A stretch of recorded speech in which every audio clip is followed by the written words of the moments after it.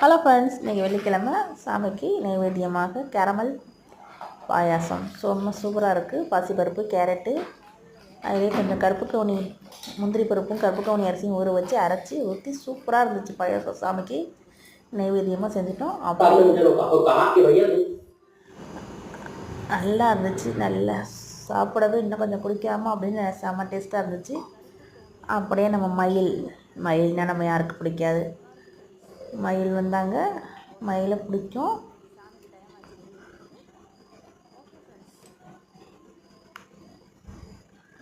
அங்கே பாருங்கள், வண்ணமயமான கலர், சூப்பரான கலரில் மயில் எல்லாருக்கும் பிடிக்கும்.